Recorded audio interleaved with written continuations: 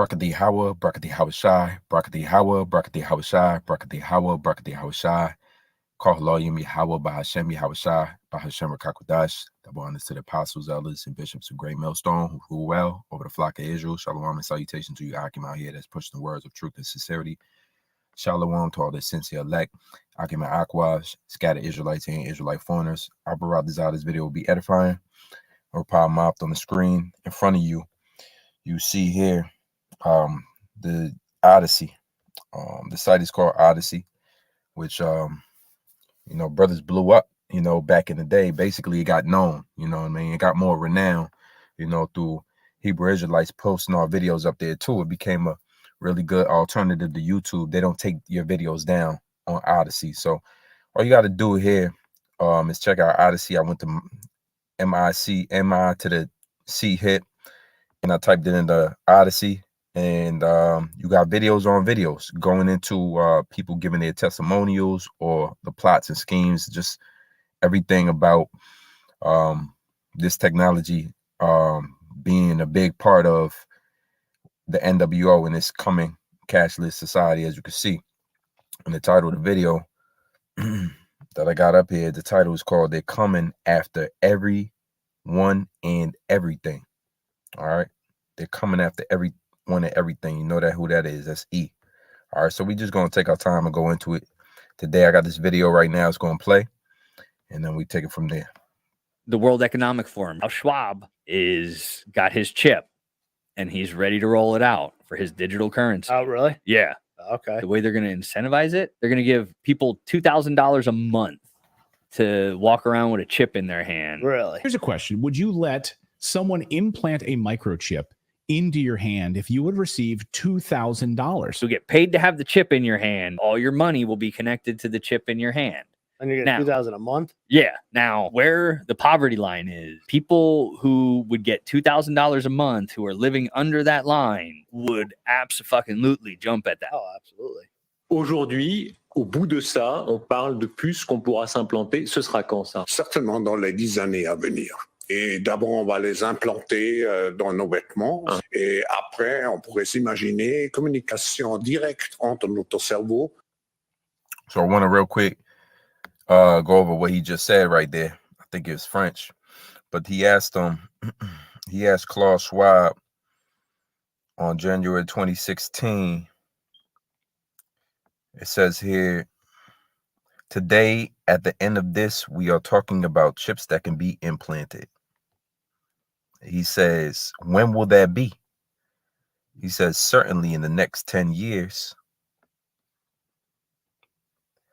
Then he goes on to say, and that was 2016. So 10 years from that will be 2026. He says, certainly in the next 10 years.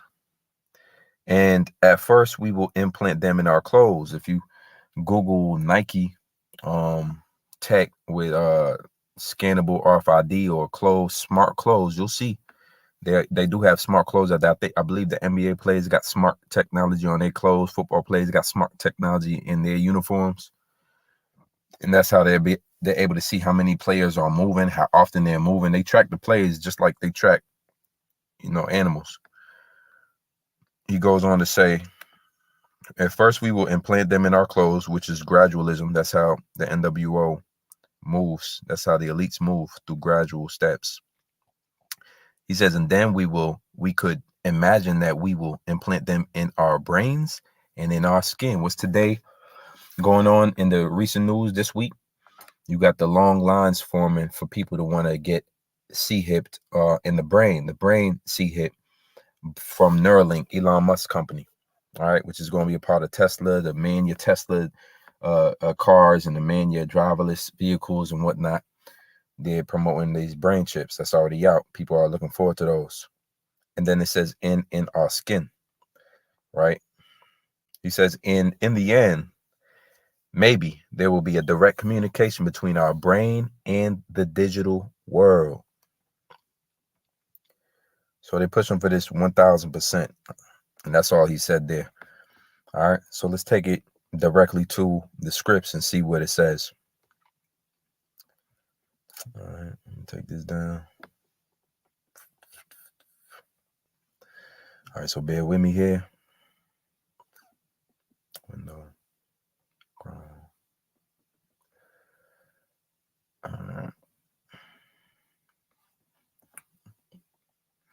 All right, so of course, we go to identify the CHIP scripture is Revelations 13 and 16.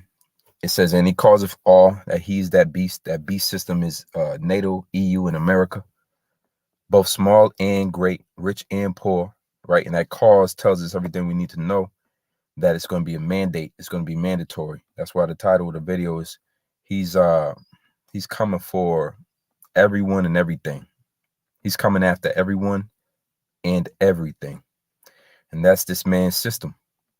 All right. And the way he's going to get that is by causing, mandating all, both small and great. So you got your leaders, you got your well-known, and you got your smaller figures, rich and poor. All right. So based on your financial income, that covers everybody, free and bond, based on your status as an American or alien, illegal alien, whatnot. That you all gonna have to take it. To receive a mark in their right hand or in their forehead. And that word mark always gets disputed, but we always bring out that the Greek word is charagma. And you go up to any Greek person you ever met. If you ever do meet a Greek person, you can go inside Greek restaurants and just ask them this and walk right out. Ask them what charagma means. Last time I did that personally, they held up scissors to their hand. So it means to cut. It means a mark, translated, but it also means to cut. It means an incision, printed mark, a stamp. And this is what all goes back to ancient Rome and just how slaves are treated in the ancient world. What you did is you see here a stamp as a badge of servitude. It goes back to ancient Rome and how, during that empire and previous empires before that, they would brand their slaves. They would mark them. They would cut something into their flesh to let them know. They did that here in America. If you were a runaway, they put the R on you, right, on your forehead. They branded it into you, whatnot. Well, this one's going to be a mark, as in the sense of it's a badge of servitude, right? But it's the scratching, it's the etching, it's the cutting of the flesh. It's going inside, right? A thing carved, it says here, sculpture, and you carve it, right? It has that syringe at that needle that pokes through your skin and then drops off that badge, and that badge becomes scannable tech, and you wear it around and you pay and purchase with it. So we got it over here at Great Millstone. We got a complete understanding of this, so much that we can see the gradualism that is taking place. We can see the steps. They already put it in smart clothes, the RFID. But if you think that the mark is embargo, for instance, like some other camps teach, if you think it's Christianity, if you think that mark is upholding the system, you know what I'm saying, or accepting Esau's rulership, then you're completely missing all the gradual steps towards that mark that we're taking, that the elites are taking every day. It says a mark in their right hand or in their foreheads, and we I just brought out the video, and there's many more of it that show you and depict to you that they want to put it in your right hand. They want you to be scanned as you enter places and scanned as you leave. They want you to be tracked. RFID stands for radio frequency ID. So all your information is on there. It's just an easier way for you to be controlled. Why? Because you're not going to be able to buy or sell without it. Your life is going to change drastically. Without that, you're going to be cut off from a lot of your day-to-day typical resources. So you're going to have to walk in faith in that time. That no man might buy or sell, save that he had the mark, right? Had that charagma, had that incision, has that C-hip that's going to be implanted in your right hand or your forehead. You can get the brain one. It says, or the name of the beast or the number of his name. All right, worshiping this system along with being a servant of this system by receiving that mark, so that you can continue to operate inside this system. Here is wisdom. Let him that hath understanding count the number of the beast, for it is the number of a man, and his number is 600, 306. That's where you get the 666. That's also going back to the barcode system, universal UPC code. That's on all of your merchandise, all of your anything you buy from the store gets scanned. So you will be that new scan. All right. You got Amazon Go. You got different technologies out here that reading your handprint. You got bio devices. Scan your print, scan this, scan that. You can see easily that the new form of currency is going to be digital. You can see that through the, the evolving of crypto and the evolving of this digital currency, centralized currency war that's going on behind the scenes, trying to digitalize the dollar. Is all happening now and fast. But if you do not belong to a camp that teaches, I reiterate, if you do not belong to a doctrine that teaches that the RFID CHIP is the MOTB, you cannot see the signs. You are not reading the signs of a cashless society to come. You do not even, and not even anywhere close to what's being taught, all right, or what to look for.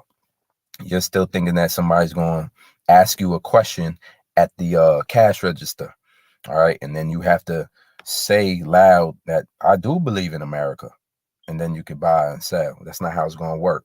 Let's get the book of Nahum 3:1, and because the video, the topic, of course, is they're coming after everyone and everything, and that's just the nature of this beast, the nature of Esau, Edom. He's a completely covetous man, and in this society being westernized in Babylon, growing up here, covetousness is the usual. Covetousness is the norm. Like, this is the default, to want what you see, to see what everyone else has, and you want it. Here it is, you buy your kid a new bike, right? He rides that bike around for 3 weeks. Next thing you know, he sees Tommy in a go-kart. He don't want the bike no more. He want the go-kart. This is that covetous thing that's being evolved here in Babylon. It's because you, as the ruler, so are the people, right? But we don't know. In the scriptures, you learn quickly that there's a realm outside of coveting everybody's stuff. All right. There's a realm outside of wanting everything you see. There's a realm outside of trying to build up some surplus material gains and hoard all of the money. But because we ruled over Esau, we think capitalism is the way, and so forth and so on. We all, have become somewhat of capitalists, just to get by in this society. But that's all going to be done away with, as Esau's done away with. Nahum 3:1, woe to the bloody city. Woe means destruction. The city is filled with blood, right? They shed a lot of blood, innocent blood, for this land. All right. You're walking on bones. All right. The latest article I've seen, they're doing a school over there in Florida somewhere, and they found bones. They do the same thing in Louisiana, or Texas rather. Texas, it used to be a site where Jake would work after slavery, because they still needed slaves to tend to the fields. So they hoarded up Jake, and then they found all these burial bones of these slaves that never got buried, or they never got graves. So it's a bloody city. You dig deep enough in the soil, you're gonna find all type of slaves' bones. Wall Street is built on top of slave bones. They got an African burial ground over there about the slaves that they used to trade on the stock market in the early days. So this is a bloody city from the east, from sea to shining sea. It says it is all full of lies and robbery. All right. And that's what we're talking about. The robbery that comes with the lies. They lie to you about who you are, your nationality. They lie to you about who the Father is, the Heavenly Father, the angels, and Moses and Aaron, and who these people are, to this day, they're keeping that lie going. They lie about just about everything you can think of. They named lands after their own names and cover up secrets. They lie. And robbery, because everything is stolen. Everything that they possess, it was somebody else's once upon a time. They was not convinced that enough is enough, so they take it to the next level. That's why the topic of the video again is they're coming after everyone and everything. That's including you, that's including me, that's including our kids, that's including family members. This is what they're doing. They're coming after. All right. Yeah, bro. I don't know. I mean, anybody that you got it, man. I don't even know. You got it, bro. You do your thing, man. I see you. All right. I just want to know if you understand that the CHIP is the MOTB. That's all I'm here to speak on right now. It says, woe to the bloody city is all full of lies and robbery, the prey of the part of not. So they still got their prey predator mind frame. Like, they got to conquer. They got to continue to heap up men. They got to continue to take what's yours and what's not theirs. That's Esau Edom in a nutshell. All right, so let's keep going. I'm going to grab Isaiah 14 and verse 4. It says here, when the Lord It's lucky I got Isaiah 4. Let me just type it in here. Isaiah 14. It says, I'm going to start at 3. And it shall come to pass in the day of the Lord that the Lord shall give thee rest from thy sorrow. Why we need rest? Because we got a man ruling over us who just wants to commit to taking everything that it is yours and not his. It says, rest from thy sorrow and from thy fear. You got a daily fear being in this place. You got a daily sorrow being in this place. If you're being honest with yourself and truthful, because the more you learn about Esau Edom, the one that's ruling the world, the more you become fearful of what he's going to do next.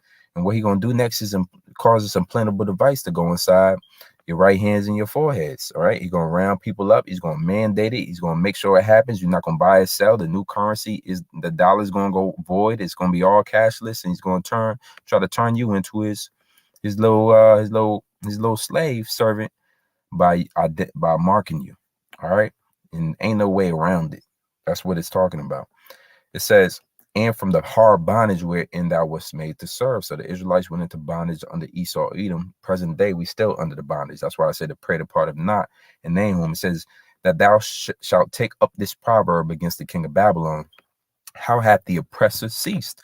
The golden city ceased, right? And that's a man who is the oppressor, a man, all right? And that's Esau Edom, that nation of people who got a head over our people, right? Who was raised up over our people, all right, who we were made to serve. The Most High sent Esau as a punishment upon our people. And now it's going to be a proverb to say that the king of Babylon has finally ceased. It was a golden city. This is America, that golden city. Babylon is America. And so this golden city, why? Because nations want to flood to this city still to this day, open borders. They realize when they get here, it's not what it used to be, but it still holds that golden city effect with people all over the world, you know, that first world top nation thing. All right. But they slowly finding out that this is where the oppressor dwells, and it's nothing but oppression here too. The Lord have broken the staff of the wicked and the scepter of the rulers. So eventually the Lord's going to break down this system, right? But it's designed to oppress. He's here to oppress, and that's exactly what he does. Now this is the book of Isaiah 33 and verse 1. It tells you, woe to thee that spoilest, right? And to spoil means to take somebody's goods, right? Simple definition of the word. Let's see what it say in the Hebrew real quick. All right. And we know that woe is destruction. So anybody time the Lord is talking about woe, he's talking about the death and destruction, the judgments to come for doing said things. For what? For spoiling, to deal violently with. So it's not just asking somebody for something. It's a robber. And we just read it before. You know, he's full of lies and robbery. So this track record follows him around. If you look and do a diligent search of the cargo slave trade, you see how much money Esau made over that. All right. Oh, the J-Man made money off of that. Number the top slave traders and slave ship owners were all J-Men. Okay. It says the deal violently with, despoil, devastate, ruin. Despoil means steal or violently remove valuable or attractive possessions from. Plunder. That's what they did in 70 AD. They plundered. They despoiled Jerusalem, and that Ark of Titus symbolized that. That's what they did to our people. And furthermore, you know, all the way up until modern day America, we still slaves here. You still slaves. You still got social security numbers. You're still being tracked. You still owe money. You're still paying taxes. You still can't leave certain countries and states. You still got regulations you got to follow. You didn't make any of them. None of them are biblical. They're all just whatever Esau say goes. You're still under his system to devastate, ruin, and destroy. So the scriptures is Mosiah is pointing out a man that does these things and how he's going to be destroyed by him. We all going to sit back and take note and watch what happens to Esau. All you got to do is watch. You ain't got to take no arms. You ain't got to present yourself to be tough with him. You ain't got to back him down into a corner. You just have to watch. The Lord said, woe to thee that spoilest, and that was not spoiled. All right. Meaning nobody was bothering him. At one point in time, all the nations dwelt on their lands and on their soils, and it's going to go back to that time. But there came a man like Esau who just seized and wanted to seize more. That's partially because he's a vagabond and a fugitive from the earth, right? He belongs to the seed of Cain. And Cain, because he was a murderer from the beginning, had this curse put upon him, and that all the nations will recognize him, which was the curse of leprosy, which is that where that pale pigment, lack of pigment comes from. And so for Cain asking the Lord, to give him grant him some mercy, he said anybody that touched Cain will get 10 times the judgment and affliction put back on him for touching you, for killing you. And so Cain became a fugitive, which means somebody that runs away from judgment, and a vagabond. He has no home. He goes from place to place. That's why he claims other people's religions. He claims other people's nationality. He claims other people's lands and names them after himself. He claims other people's heritage. He just keeps claiming things that aren't his. He makes up things as he goes. He's a liar.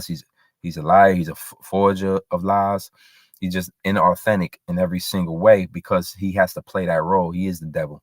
So he wasn't spoiled, but he spoils, and dealeth treacherously, and they dealt not treacherously with thee when thou shalt cease to spoil, meaning he's going to stop to spoil. But that's after he puts out his implantable device, all right, to seize everybody in all lands, because the same people that are putting out this implantable device have a slogan. They say, you will own nothing and be happy.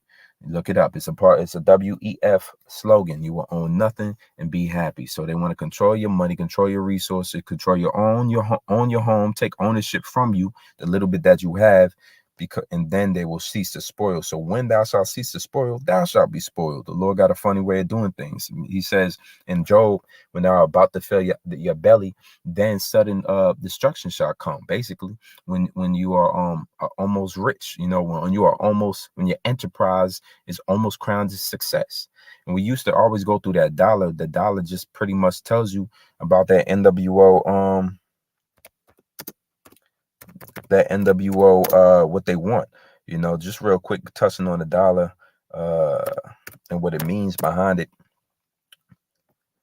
All right, Novus Ordo Seclorum, you see it here appearing on the reverse side of the Great Seal of 1782, the back of the $1 bill since 1935, translate New Order of the Ages. What is this new order, right, that they trying to deny at every turn? Well, this is what they want. This is their design of their new order, as opposed to the old war order in Rome and whatnot. Now they got the new war order, which is modern day Rome, America in East, the beast system, NATO and EU. Annuit coeptis, he has approved our undertakings. All right. We also say our enterprise is crowned with success. He has approved our undertakings.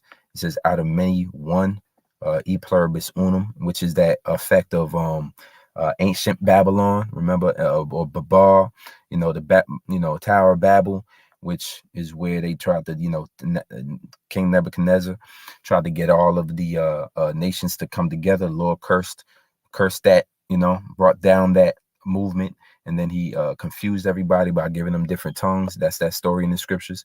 Well, Esau carries that legacy on out of many one, trying to create one world government, one people, one all together, with him as the ruler over all of these things. And this is what that whole thing, they have the Eye of Horus in here, all seeing eye. They have the 13 steps, I believe, in the pyramid. 1776 standing for May 1st, the creation of the Bavarian Illuminati.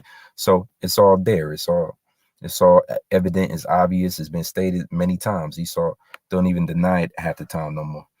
All right. So he's going to be spoiled, and his end is going to be treacherous. All right. So let's go to the next. All right. Let's see, Joel. Third chapter.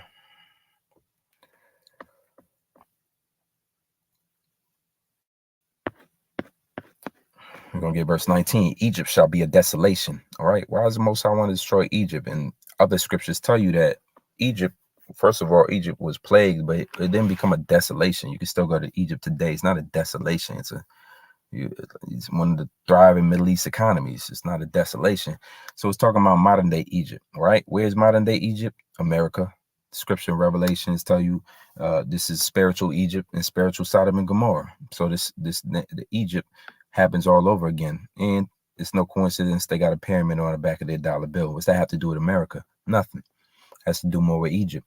And Edom shall be a desolate wilderness. So Edom is a nation that the Most High cursed with the future judgment And after they're done away with, the Most High said, I'm going to establish and set up my kingdom, Israel. And it's going to be an everlasting kingdom. Edom are these sour, hypocritical people running the world today, bombing everybody, all right, chasing everybody down with their bombs, claim to be the real Israelites when they're not.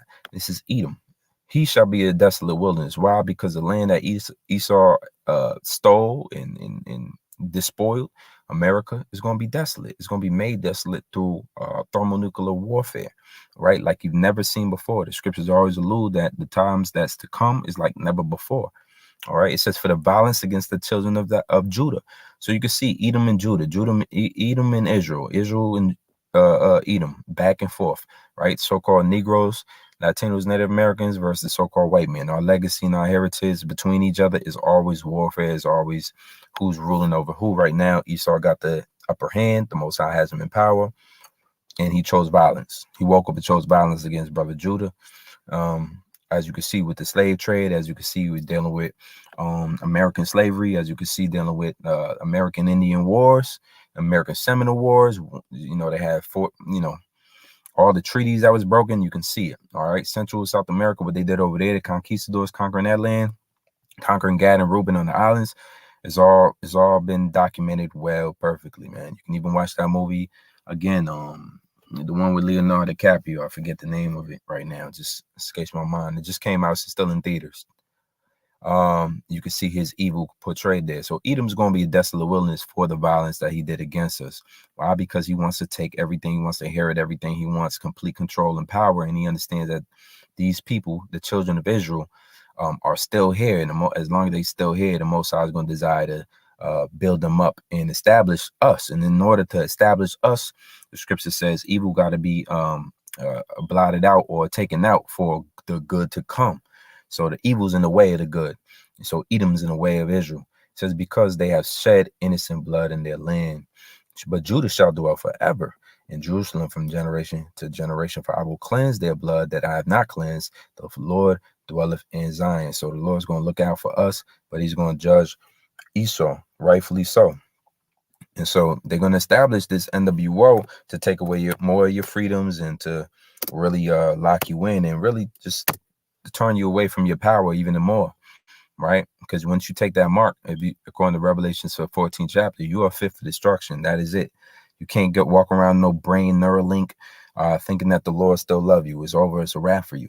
That's why it's imperative to be able to teach that the MOTB is the RFID chip, because you're going to have jakes out here that call themselves Hebrew Israelites going ahead and going right to the location, taking the RFID so that they can keep working, taking the RFID so they could, the brain one, so they could try to be merged with technology, thinking that everything's sweet. It's not.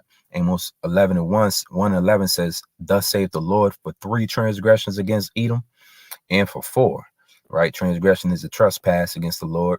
I will not turn away the punishment thereof, because he did pursue his brother with the sword. And you can go back in ancient world for this accounts, and also modern day, because Esau is and always has been, you know, the so-called white man who's ruling right now, whether he's called Greeks, whether he's called Romans. Today they call everything from French to some of them is called, some of them is called themselves South African. You know, a lot of them call themselves American, but that name Edom has escaped them somehow, some way. It's left up to Hebrew Israelites and preachers of the Lord and the prophets of the Lord, and you know, the brothers who are set up to prophesy in these end times to give that name rightfully back to who that person is. Esau, Edom, he's condemned. That is the so-called white man who rules over the world today. All right. And because he did pursue his brother with the sword, once again, you can go back to Babylon, the times when we were escaping Babylon, and Esau was there at the border, and he was cutting off sections for us not to escape. That sounds pretty familiar. When you look at the situation in Gaza right now, it's like they ain't got nowhere to escape. That's part of Esau's pursuit. You know, that's how he deals. He says, and did cast off all pity, meaning he didn't care. He hadn't had no remorse, even though he comes from the same stock, same father, Isaac. He didn't have no more pity for his brother. It says, and his anger did tear perpetually. So that means ongoing. So that means to this day, it doesn't matter where the Edomite is or what location he is or how he was raised. Eventually, he's going to turn into that who the Most High created him to, because there's an anger that he has toward Jacob perpetually. and he kept his wrath forever. So that means he can't cast it off. And what's the Lord going to do to him? But I will send a fire upon Teman, which shall devour the places of Basra. Teman, all right? And Basra also signifies talking about Edom, all right? One of the chief places of the land of Edom, because Esau is the man, and the name was changed to Edom, meaning red, and the land was also changed to their name. And the chief city, one of the chief cities, was Basra. So anytime you see Basra, still talking about Esau, right? So he had no pity. He had a perpetual anger, and he pursued us with the sword to this day. All right, to this day. So Habakkuk, let's get Hab.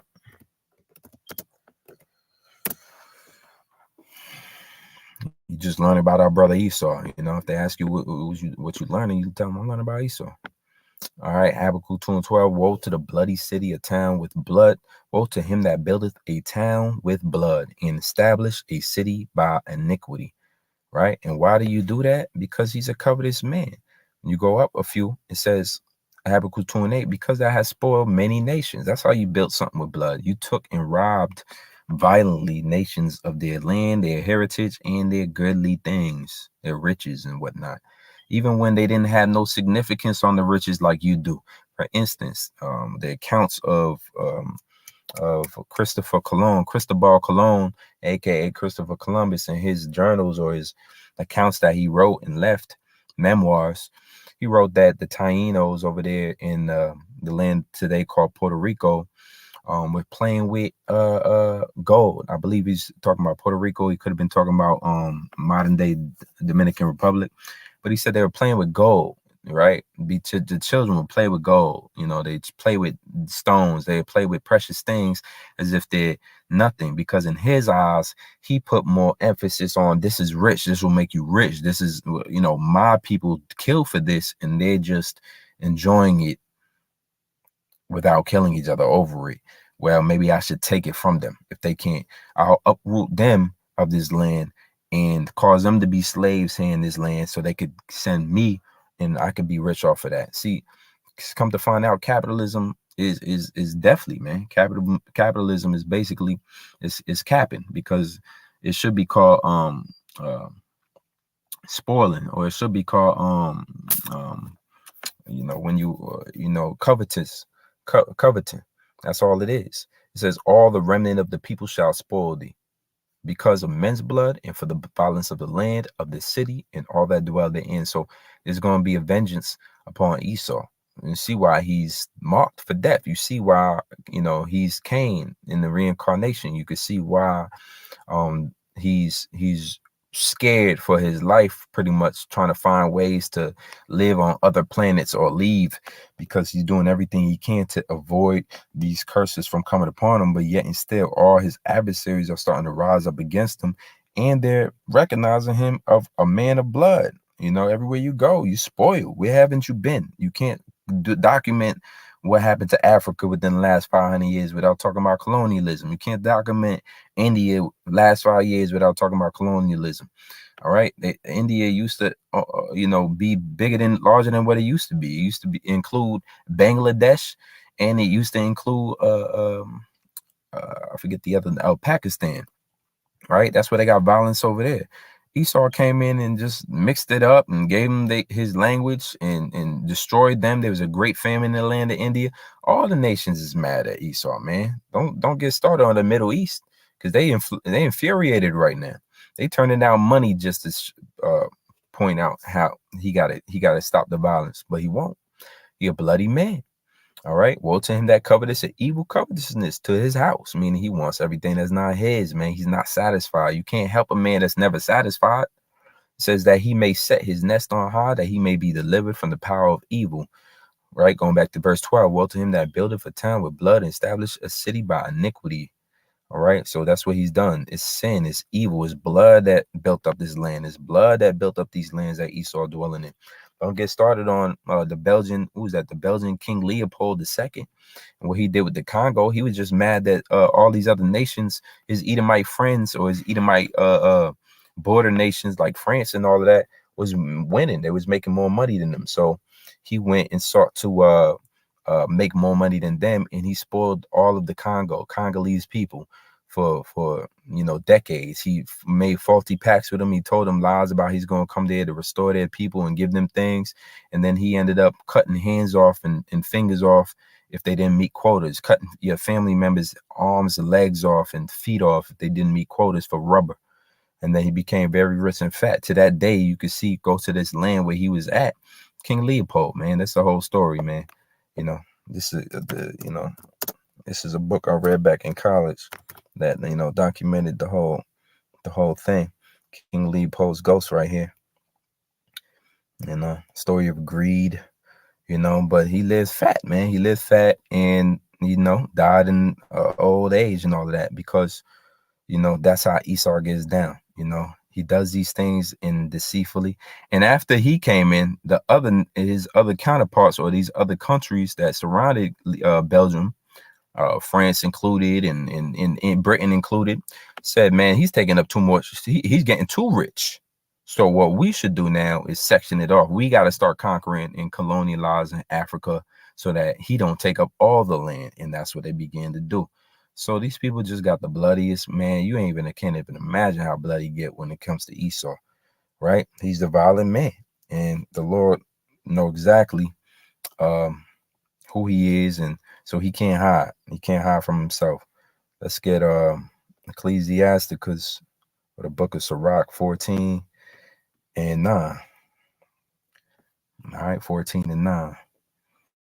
It says here, I'm gonna start at man, so much.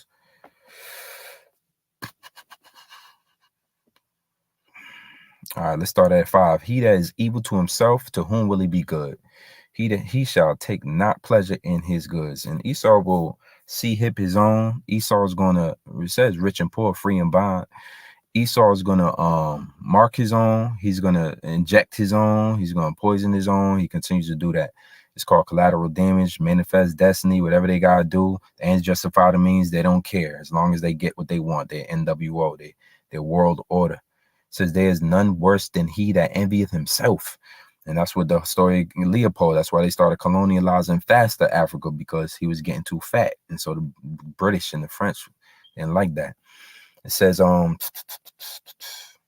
he shall not take pleasure in his own goods. There is none worse than he that envieth himself, and this is a recompense of his wickedness. And if he doeth good, he doeth it unwillingly, meaning he can't even do good purposely. It's by an accident. And at the last, he will declare his wickedness. Because if you set out to take over the world, really, and to just spoil every nation and just heap up all the treasures and to rule over everybody as a titan, if any good comes out of that, you just miscalculated, because you're not trying to do no good. You're not really trying to do good at all. It says the envious man hath a wicked eye. He turneth away his face and despiseth men. A covetous man's eye is not satisfied with his portion. And this is Esau, never satisfied. That's why he's coming for everything and everyone and everybody. All right. And these end times are going to be a proof of it. It's going to get worse before it gets better. And the iniquity of the wicked drieth up his soul. A wicked eye envieth his bread, and he's a niggard at his table. So who the real niggard? All you gotta do is a quick search of colonialism in Africa to figure that out. All right, find out what the Israelites and who captured us and sold us on auction and blocks and whatnot, to find these things out. All right, but the Lord's going to eradicate this thief from the earth. The Lord's going to do him right. So we could just sit back and monitor the situation. The scripture said, measure the time diligently in itself, right? So that you can know that the day the Lord draweth nigh. You see it happen. The Lord said, I'm going to speed things up in these last days for the elect's sake. The days shall be shortened. So he technically is speeding up the days for the Lord. All right. Don't ask how. We don't need no scientists to figure that out. It's just the Lord and how he does things, how he does things. John 10:10, the thief cometh not before to steal and to kill and to destroy. What you thought he was coming to do, that's what he did. And he left blood trails all over. His blood trail is his money trail. Who got fat? Qui bono, Latin phrase, meaning who benefits. Okay. During the last 3-4 years, there's been a big illness that came out, and all type of companies made a large profit off of that. Ask yourself, qui bono, who benefited? All right. And that's for any situation that's going on across the earth. It says, I am come that they might have life and that they might have it more abundantly. I am the good shepherd. The good shepherd giveth his life for his sheep. So thank Yahweh, Ba'ashem Yahweh Shah, that Yahweh Shah was sent as a good shepherd. Finally, a good shepherd. Finally, somebody that attendeth to the care of his flock and his sheep. And we know the sheep is men. We know the sheep is his elect. We know the sheep, including the 1/3 elect, men, women, and children. And this is who the Lord is restoring back to life in this time through his word. So the thief comes and the thief does what he does, but the Lord always has a way for us to be revitalized, and that's through these prophecies, right? So we can come to know Yahweh Shah through his prophecies, right? Hebrews 12:16, because he comes in the volume of the book, right? Lest there be any fornicator or profane person as Esau. Once again, touching on the name Esau, meaning Ashashua, wasted away is he. That's the name that his father Isaac gave him. And because he was wasted away, all the people saw he had no pigmentation. He came out red all over. Doesn't even mention the color of his brother Jacob, because his brother Jacob looked just like everybody else on that land. But Esau had no pigmentation. What about Esau? Did it end there? No, his mannerisms was different. Scripture said he would be different. Their manners shall be separated one from another. Two nations.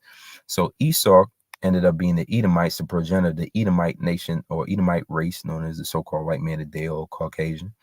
And he was a fornicator, right? He was off. He was wicked and profane outside the temple. He didn't do things justly. He wasn't upright in his heart.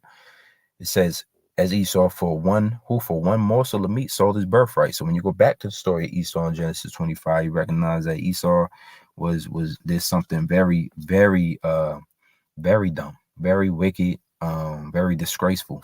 And what that was is he sold his birthright for that red pottage, right? That his brother Jacob was cooking. He was hungry. And that's his reason for giving up all the glory that will come along with your birthright. Your birthright is a big thing now to this day, and it was even more major back then. But he sold that birthright, all right? As you go into, as you can see, let's see if it got any of that.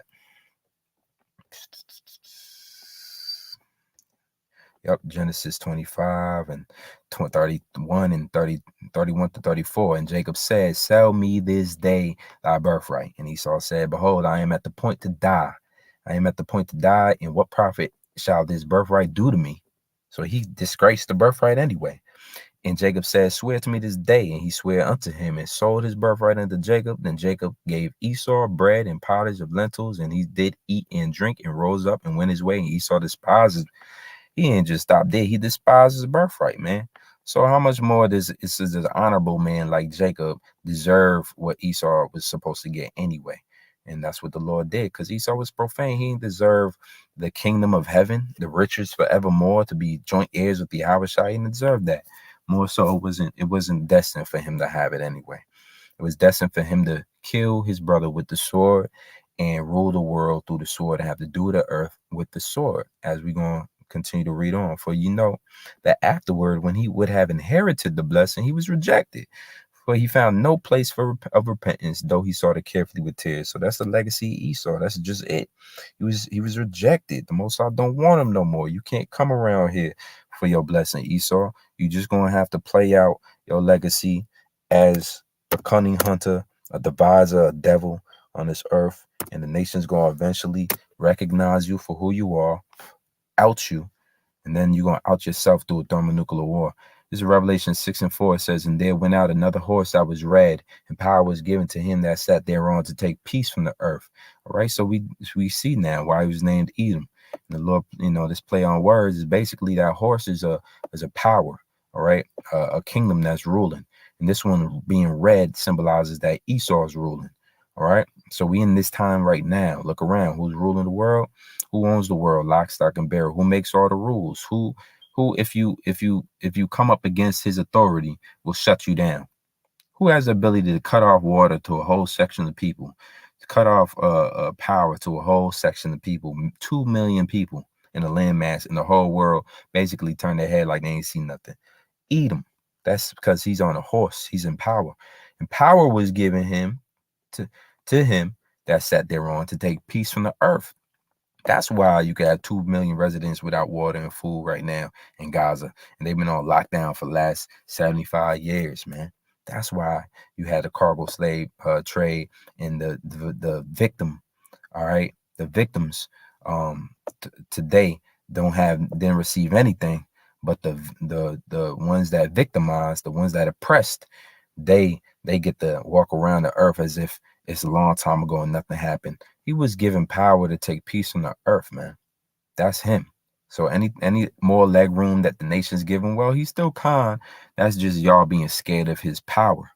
It says, in that they should kill one another. Why? Because he got power to take peace from the earth. When a world without peace, a world sans peace, is going to be all about killing. It's all about slaughter and all about destruction. That's why you got the leading video game is GTA. It's Esau's world, man. That's why you got movies like John Wick or just blood and gore movies, because it's Esau's world. But you got actual accounts to go hand in hand with that happen in real life. Like you got school shootings, all right, that go on, mainly Edomites, right? You got conquest and proxy wars where the U.S. guns and weapons is popping up all the way in distant lands. Why? Because Esau makes money off of people killing each other. He's here to take peace from the earth, and he's doing just that. He's doing his job. It says, and there was given unto him a great sword. And that great sword is going to be his thermonuclear weapons that he's going to use against people, right, in these last days, man. We in the time of World War III, for sure and for certain. It's right around the corner, all right? But first, a few prophecies like the MOTB got to happen. He got to Esau, because he's still he's a violent man, but he's also a covetous man. So you don't want to just up and unleash all detonations right now, like for no reason. He's not like Dr. Evil sitting there just to launch weapons. He's more like, well, maybe there's a way I could control the world without launching these weapons. But eventually the Lord's going to have that plug be pulled on him. This is 1 Timothy 6. And all right, 1 Timothy 6 and 8. It says, and having food and raiment, let us be therewith content. So that's it. That's really all you need, man. Why? Because verse 6, but godliness with contentment is great gain. You don't need nothing but what you have to be content. What does it mean to be content? This is something that Esau do not possess, that the Lord requires us to possess. So we can't be like him. Once again, 2 men as a people shall be separated in their bowels and their womb. On one being Esau, a contentious, effeminate, madman, a violent man, and one being Jacob, who is more upright, and he was content. He was upright and he was just. It says a perfect condition of life in which no aid or support is needed. Sufficiency of the necessities of life. A mind contented with its lot. What does that mean? That means you are all right. You good with what the Lord, who the Lord designed you to be, and what position he's given you on this earth right now. You good with that because you can see you got forethought, you got foreknowledge of what's to come. The Lord's going to restore us. He's going to give us all these things in due time, but let him restore us. Don't try to restore yourself. So you content. Your mind is at peace. That's what real content. It says self-satisfaction. It means sufficiency. All right. Competence even. So you good. You know, you got everything you need as long as it's able to sustain life, meaning you got your food, you got your clothes, you straight. Now, Esau, on the other hand, he wants more. That's not enough for him. You got to have more. He desires to have more. So now you see the effect playing out on 2/3 of our people. The scripture says the righteous is more excellent than his neighbor, but the way of the wicked seduceth him. So Esau is out here seducing Jake to be just like him, contentious, effeminate, and always busy in other people's business and always trying to take and steal or rob for it. Verse 7, for we brought nothing into this world, and it is certain we can carry nothing out, and having food and raiment, let us therewith be content. So we got everything we need. Even in Babylon, the Lord supplies our needs. He even uses Esau to do it, right? Scripture talk about how the wicked shall seek to please him and please the poor and whatnot. All right. So we're supposed to be the opposite of what Esau is doing. Esau's trying to take the world down. Are we over here just chilling? We over here just chilling. He's not setting the temple. Yahweh Shah setting the temple. This is 1 John 3:17. It says, but whoso hath this world's good, and seeth his brother have need, and shutteth up his bowels of compassion from him, how dwelleth the love of Yahweh in him? Meaning, if you have all these riches, right, as brothers, what we do, we spread spread our love. We spread, if brothers in need, we help them out. We go out of our way. We have compassion upon them. Esau don't got that, right? That's why we know the love of the Most High is not in him. Esau he's sitting on trillions right now. All right. While we over here scraping for the dollars and trying to make sense out of it, Esau's sitting on the bank. All right. He's sitting on the central banks. He done banks on top of banks, right? And enough to reprint currency and then charge you for it later. He's a madman, but when it comes to what he has, he's not willing to share any of it. He wants to hoard it up all. So you can see the difference between Esau and Jake right here, in the sense that we have compassion on all kind, you know. All right. This is Luke 12. And if you're in the right spirit, you're going to have compassion, you know, because the world going to teach you otherwise. Luke 12 and 15. And the scripture do say, "No to whom thou doest good." So you can't be simple in thinking that I'm just going to go out here and give $1 to everybody I see. It don't work like that. All right. "No to whom thou doest good." Luke 12 and 15. "And he said unto them, Take heed and beware of covetousness, for a man's life consisteth not in the abundance of things which he possesseth." So Esau, you could tell him to you blue in the face, he can't inherit this knowledge. He can repeat it back as much as you want, but it's not for him. Why? Because the elites of Esau, who actually have the power to make decisions, the kings of the Edomites, will never lose their covetousness. They will be covetous to the end. They were always going to seek for their own. They want to shoot themselves out to outer space. When the Third World War happened, they want to dig on the ground to save themselves. They are not worried about their brothers, right? And that's the spirit of Cain anyway.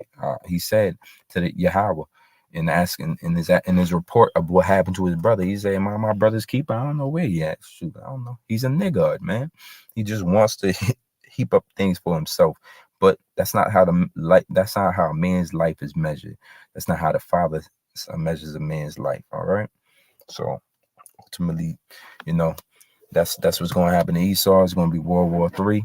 All right. The Most High is going to get tired of his stuff, which he already is, but he's just allowing him to play out his role, finish it, which is to implement this RFID. All right. Hip the people that's non-believers, and try to persecute the elect for not doing it. And then in comes the Lord to come and bring the return of righteousness, the return of beautification of the earth, and the return of peace on the earth that's long awaited. All right. So I provide this video was edifying. Till next time. Shalom.